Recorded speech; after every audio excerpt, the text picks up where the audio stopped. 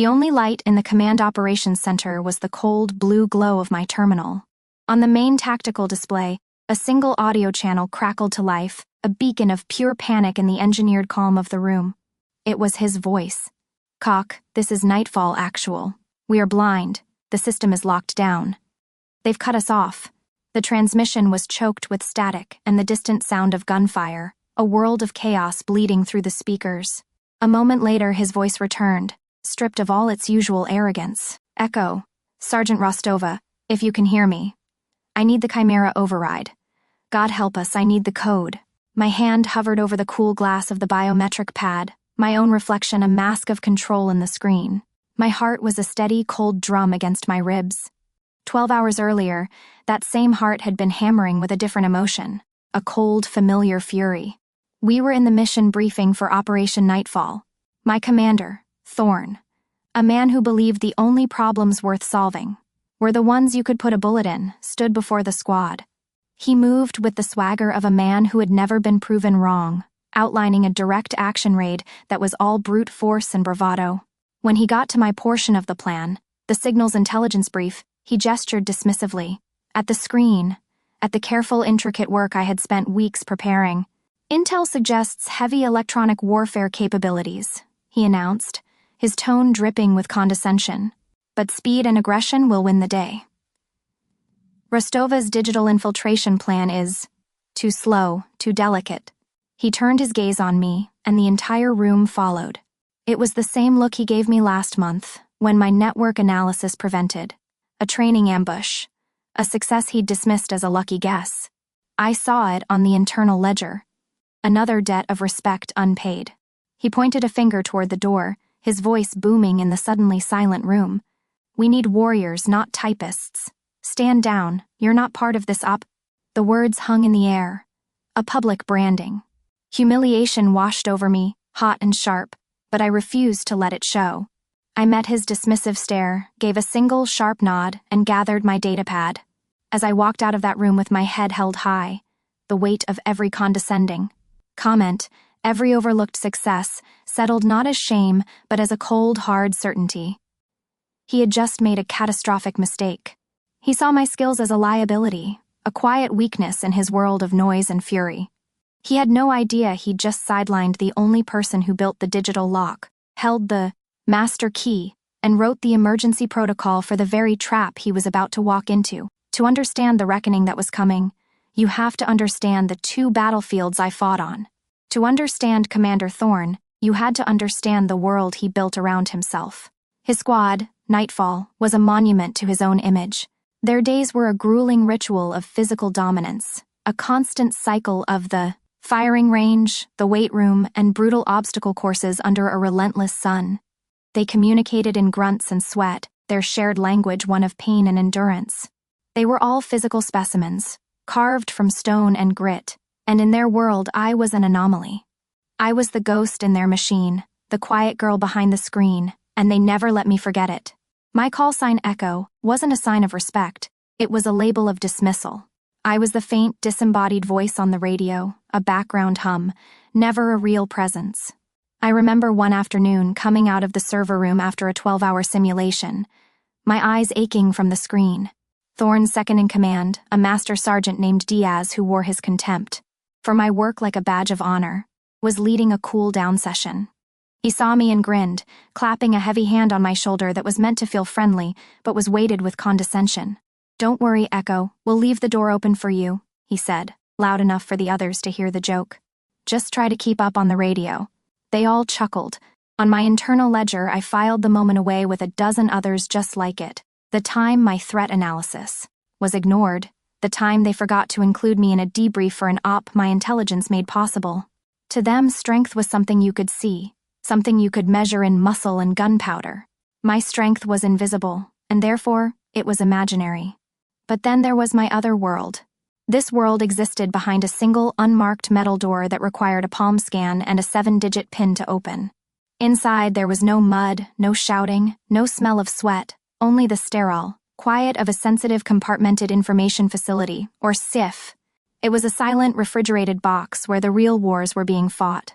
It was in that room, just an hour after Diaz and his men had shared their laugh at my expense, that I connected to a secure video link. On the other end, in a dimly lit office in the Pentagon, was General Madsen, the head of Cyber Command. He was a man who saw the entire world as a network, a complex system of vulnerabilities and exploits. He wasn't looking at my muscle mass, he was looking at lines of code projected on the wall behind him, my lines of code. "Sergeant," General Madsen began, his voice a low gravel of authority that carried none of Thorne's bluster, only genuine respect. "Your work on the Blackgate exploit was elegant." He leaned forward, his eyes fixed on me through the camera. "The NSA thought it would take them 6 months to crack that encryption. You did it in 72 hours. You didn't just prevent an attack, you dismantled their entire regional command structure from the inside out. You turned their greatest weapon into our private listening post." I just nodded, a familiar warmth spreading through my chest, the quiet, profound validation of being truly seen by someone who understood the battlefield. He wasn't finished. "You are a new kind of soldier, Rostova, fighting a new kind of war," he said, his expression deadly serious. "Which brings me to Protocol Chimera. It is your project. Its activation is keyed to your biometrics and your authorization alone. No one, myself included, can activate it without you. Do you understand the weight of that responsibility?" In that moment, the contrast was staggering. To the men I lived with, I was a joke, a support asset. To the man who commanded the future of warfare, I was the only one who held the key. It was a secret I had to carry in silence, a heavy, isolating truth. My two worlds were never meant to collide. I once overheard a new recruit asking Thorne why I wasn't given more field credit, why I was always kept behind the lines. Thorne had scoffed, his voice carrying across the motor pool. "This is a kinetic world," he'd said, spitting on the ground. "You win fights with bullets, not bytes. She's smart, I'll give her that, but she's not a soldier." He finished with the line that defined his entire worldview. "She hasn't been through the fire." I remember thinking to myself, he's wrong. He thinks the fire is just explosions and shouting. He has no idea about the silent fire of a digital war. The cold sweat of watching an enemy counter-hack unfold in real time, knowing that one wrong line of code, one misplaced keystroke, could bring down a friendly drone, wipe a server of critical intel, or lead a team just like his into a trap they'd never see coming. That was a fire you had to face alone, in the quiet and the dark, with no one to see you burn. For years I had tried to earn their respect by speaking their language of physical endurance and battlefield bravado, but after he shut me down in that briefing, I knew I never could. He only respected one thing: absolute operational control. So I decided, when the time came, I would speak to him in the only language he understood. The humiliation was a fire on my skin, but as I walked the sterile hallways from the briefing room to the COC, I let it cool into ice.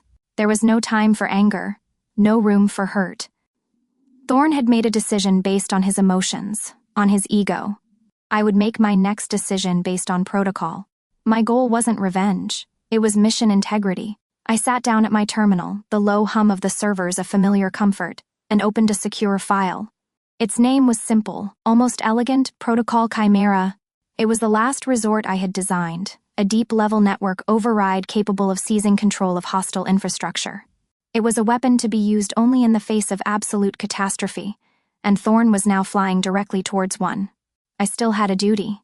Even though he had sidelined me from the physical op, I was still the mission's SIGINT lead.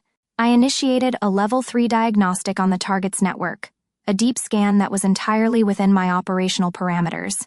The results that scrolled across my screen were exactly what I had feared, what my original delicate plan was designed to avoid.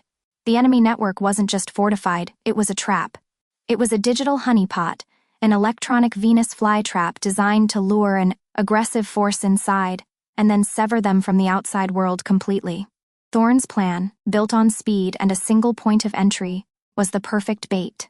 He thought he was kicking down a door, but he was actually walking onto a digital island that was about to be cut off from the rest of the world. Confronting him would be useless.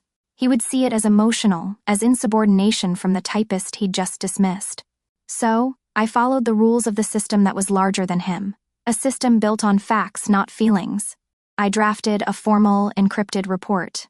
The subject line was stark, urgent, nightfall OPN, E-trap detected. I laid out the data in cold, technical language, outlining the near certainty of total communications failure upon breach. I didn't recommend. I stated the procedural necessity of either aborting the mission or reintegrating my infiltration plan. No, I told you so.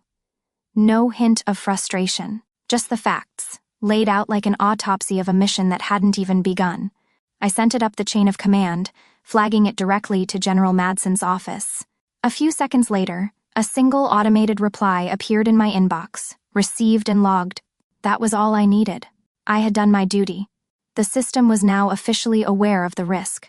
Thorne's arrogance was no longer just his opinion, it was a documented liability. The warning was sent. The protocol was on standby. Thorne had made his choice, confident in his own strength. He had no idea he wasn't just leading his men into a building, he was marching them into my world, governed by my rules, where I had already set the board. I sat at my console in the Command Operations Center, a ghost in the machine, just as they'd always seen me. The room was a low hum of professional activity, voices kept to a murmur, the main screen, showing the clean green icons of Nightfall Squad moving through the target building. For a few minutes everything looked perfect, a textbook breach and clear. Thorne's brute force plan seemed to be working, and I could feel the smug confidence radiating from the operations officer a few feet away. I kept my expression neutral, my hands resting on my keyboard, and I waited. I knew what the building's network contained. I knew the trap was there, silent and waiting. Then, it happened. Exactly as my diagnostic had predicted, the main screen dissolved into a blizzard of static. Every channel went dead at once. The crisp green icons vanished, replaced by a series of flashing red alerts that painted the room in a hellish light. Signal lost. Drone feed offline. Squad comms severed. The controlled calm of the room shattered. Voices rose in pitch as operators tried to re-establish contact, their confident commands becoming tinged with a rising panic. While the room dissolved into chaos, a strange cold calm settled over me. The inevitable had arrived. The system was performing exactly as it was designed to. The operations officer, a man who usually chewed through problems with relentless efficiency, was hitting a digital brick wall. Every countermeasure failed, every back door was sealed. They were completely locked out, blind and deaf. Just as the panic was about to peak, a single emergency channel crackled. To life, a raw signal hardwired for the direst of circumstances. It was Thorne. His voice, stripped of all its commanding baritone, was a ragged gasp over the sound of gunfire. Cock, Nightfall Actual. We're trapped. It's an ambush. Comms are down. We're completely blind. He was shouting into a void. A king who had just discovered his kingdom was a cage. I listened to the sound of his certainty breaking apart, and I felt nothing, just the quiet hum of the servers around me. Just as the operations officer was about to respond, a new face blinked onto a priority display, overriding all other feeds. It was General Madsen. His face was a grim granite mask, and his voice cut through the chaos like a razor blade, silencing the entire room. Commander Thorne, report your status. Thorne, his voice strained and cracking, repeated that they were pinned down, cut off, their electronics useless. There was a long, terrible pause. Madsen's response was ice-cold and broadcast for every single person. In that room to hear, a public judgment delivered from on high. You were warned about this possibility, Commander. My office received a SIGINT report hours ago detailing this exact scenario. You chose to disregard that assessment. He let the words hang in the air, a formal indictment of Thorne's arrogance. Then, his eyes seemed to find me through the camera. Sergeant Rostova, every head in the room turned. Every eye was suddenly fixed on me. The typist, the ghost, the girl who wasn't a real soldier. The weight of their stares was a physical thing, but it wasn't heavy. It was empowering. General Madsen's voice left no room for argument. Protocol Chimera is now authorized. The lives of that team are in your hands. Take control. I didn't say a word. I simply turned back to my terminal and patched my feed to the main screen. The frantic, flashing red alerts were replaced by my own calm, orderly interface. As I began the command sequence, Thorne's voice came over the emergency line one last time, broken and pleading. Echo, Sergeant, please, we need the bypass code. He still didn't get it. He was asking for a key when I was about to take ownership of the entire building. My fingers moved with practiced precision across the keyboard, not in a rush, but with the deliberate confidence of a surgeon. The final step required biometric authentication. As I placed my palm on the scanner, I thought of Diaz's condescending smile and Thorne's dismissive wave. This is for every time you said I hadn't been through the fire, I thought. You're in my fire now. The screen flashed. Authentication accepted. Sergeant Rostova, E clearance level, Omega. The effect was instantaneous. The hostile network map on the main screen didn't just unlock, it shattered like glass. In its place, a clean, blue tactical grid appeared. My tactical grid. Safe exit routes were highlighted in green. The squad's comms flickered back to life, flooding the room with the sounds of their relief. I hadn't just opened a door for them. I had seized the entire digital battlefield, turning the enemy's weapon against them. In the sudden silence of the COC, the only sound was the quiet click of my keyboard. Thorne was speechless. His public failure and my absolute authority was laid bare for all to see.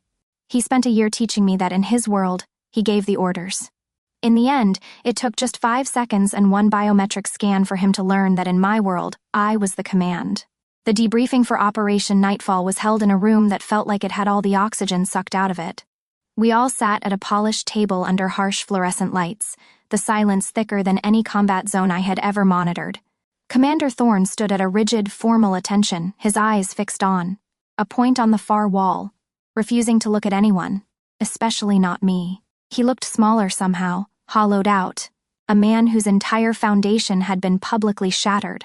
General Madsen was on the main screen, his face a grim mask of authority. He didn't yell. He didn't need to. His words were precise, each one landing with the weight of a final judgment. Commander Thorne's operational plan failed, Madsen stated, his voice flat and devoid of emotion. Sergeant Rostova's contingency protocol succeeded. He let that simple, brutal fact hang in the air for a moment before continuing. This unit will be restructured to reflect the realities of modern warfare. Changes will be effective immediately. There was no room for argument. It was a verdict. I could feel the eyes of the Nightfall squad on me. Master Sergeant Diaz, in particular, looked at me with a new expression and I couldn't quite decipher. It wasn't friendship, not even warmth. It was a profound, almost fearful respect. They weren't looking at Echo anymore. They were looking at Sergeant Rostova, the woman who controlled the signal, and they were finally, truly seeing me. 6 months later, I walked down a different hallway, my boots clicking on the polished floor. I stopped outside an office with a new nameplate on the door. It read, Warrant Officer E. Echo Rostova, OIC, Cyber Warfare Task Force. The promotion had come directly from Madsen's office. I was no longer a sergeant attached to someone else's command. I was the officer in charge. Inside, my team, a hand-picked group of the brightest analysts and coders on the base, was already gathered around a holographic map, engaged in a quiet but intense debate. My briefings weren't like Thorne's, filled with bravado and shouting. They were calm, collaborative, and lethal in their precision. The weight of command was real, but it wasn't a burden. It felt like coming home. This was my new family, a unit forged not from sweat and gunpowder, but from mutual respect and intellectual rigor. They didn't care how much I could bench press. They cared about the elegance of my code. They challenged my assumptions. They poked holes in my theories, and in doing so, they made our operations flawless. There was a young analyst, a genius from MIT named Kenji, who argued with me for a full hour about a single line of an exploit I'd written. He was right, and I told him so, and we made it better together. That was the difference. Here, my expertise was the currency of respect. The approval I had once so desperately craved from Thorne and his men felt like a memory. From another lifetime, a debt on a ledger that had long since been closed and filed away. I was in the middle of outlining a new mission when a message popped up on my terminal. It was an automated notice from personnel. Commander Thorne had been reassigned to a logistics depot in the Midwest, a quiet end to a loud career. Attached to the transfer orders was a one-line personal note, sent from his official account. It just said, "You were right. Thank you." I stared at the words for a long moment. 6 months ago, that admission would have felt like a monumental victory, a validation I had fought years for. Now, it was just data. It was the final, quiet echo of a world I no longer inhabited. His validation was no longer required. My peace was no longer dependent on his apology. I moved my cursor over the message, my expression unreadable, and clicked Archive. The message vanished.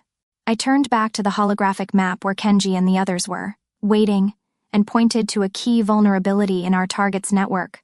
My work was waiting for me. My real family was waiting for me. Thorn was obsessed with the fire of the battlefield, but he forgot that all modern fires are started with a spark of code. I learned that true power isn't about being the loudest voice in the room, but the one who controls the signal.